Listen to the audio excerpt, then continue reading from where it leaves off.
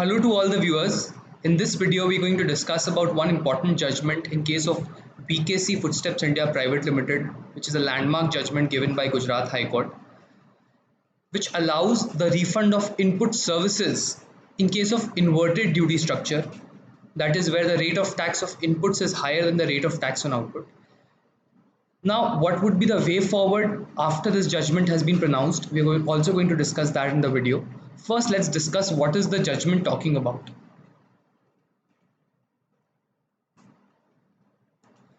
Now, 54 subsection 3 provides that refund would be allowed for any unutilized input tax credit. This word any has been emphasized. Any means every, and it should include everything. So whatever input tax credit is there, so if you look at the definition of input tax credit as per GST law, it means credit of input tax, and input tax definition also includes input services and not just inputs.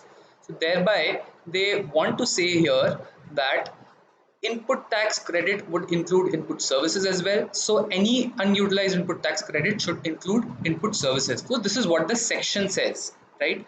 And it provides a precondition that where rate of tax is greater than on inputs is greater than rate of tax on output supplies.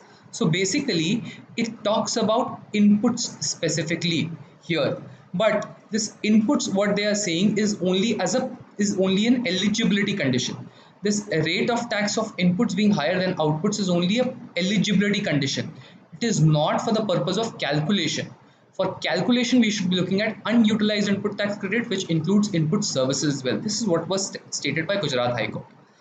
Also, clause 2 to proviso of section 54.3, if you look at output supplies, it talks about both supply of goods and services, right? So if output supplies talks about both goods and services, why would rate of tax on inputs, which is other words is input tax, which in other words is defined as tax on goods and services both, why would it include only supply of goods? Inputs would also include input services. So thereby the section was inferred or interpreted that it wanted to give refund of both input and input services. This was what the notion was coming out. And if you look at the original 89 sub-rule 5, it also had stated that refund would be on input and input services. But thereafter a retrospective amendment was carried out, and thereby it was provided that net input tax credit as per 89 sub-rule 5, which talks about the formula for refund in case of inverted duty structure, would only include inputs. To that extent, it was challenged before the Gujarat High Court that whatever amount of refund is provided as per 89 sub-rule 5 is restricting the amount which was being envisaged through section 54.3, right? So thereafter it was stated that the rules which has been framed, 89 sub-rule 5 which has been framed, and circular 79 which also used to state that only input refunds would be allowed, was actually restricting the statutory provision, which was not the intent of the law. 89 sub-rule 5 should have only been for the purpose of making sure that the proportion of refund is only on the inverted duty structure. That means ideally turnover of inverted duty divided by total turnover would result in the refund being restricted to only the inverted duty part. So this is what should have been the purpose of 89 sub-rule 5, and not to restrict the definition of input tax credit which was provided through the section, right? So to that extent it was stated that 89 sub-rule 5, which defines net input tax credit and it only talks about inputs, is ultra vires section 54.3. So to that extent it was stated to be ultra vires.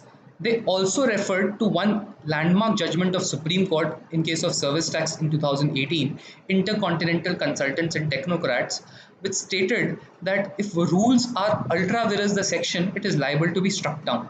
The same judgment was referred here extensively, right? Also, section 164 subsection 1 specifically states that rules are only framed for carrying out the provisions of the act. That means whatever the act is saying, the rules is only going to carry out the provisions of it. It cannot restrict it, it cannot go beyond it.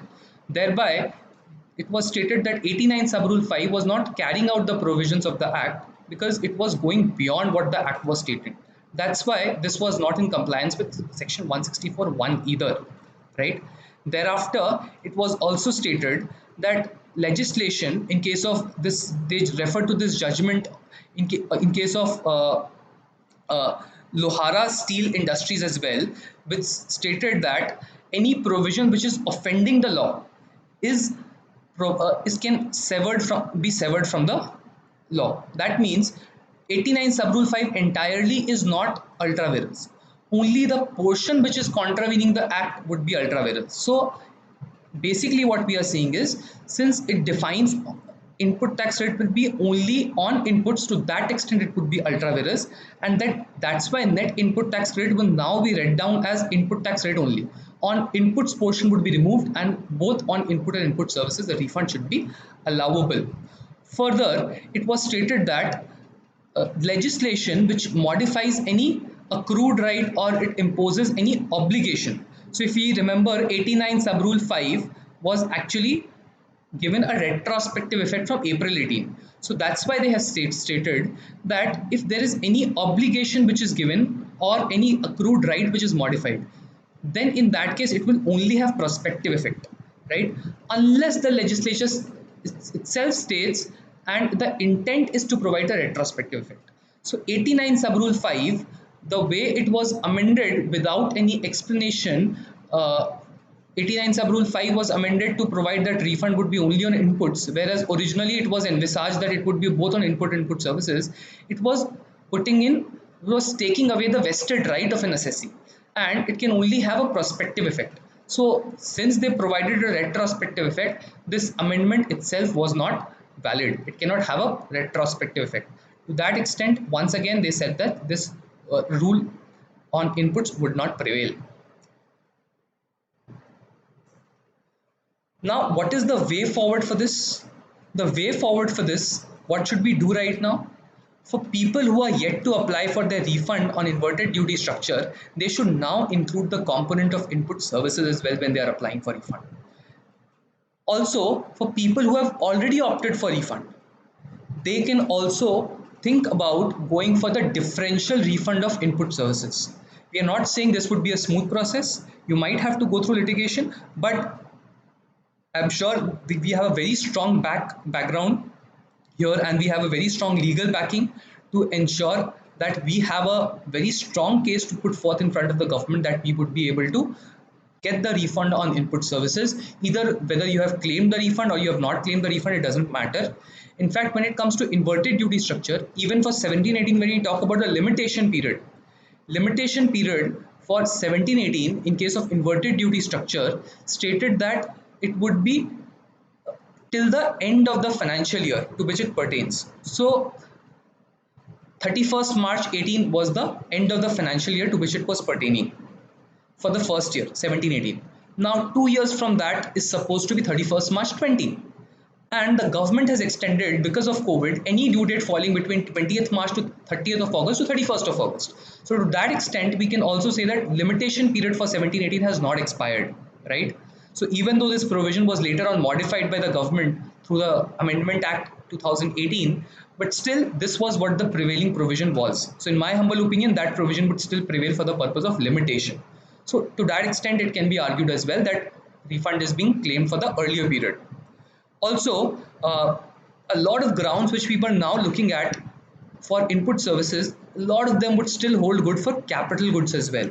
So we can also think about representing to the government and also filing petitions for making sure we get refund of capital goods as well, which is also an accumulated unutilized input tax credit which may occur in a number of situations, which we should think about claiming by going through the appropriate forum. We can also file a petition for that for High Court and try and get relief with regard to this as well. This is the next way forward that we should be looking at.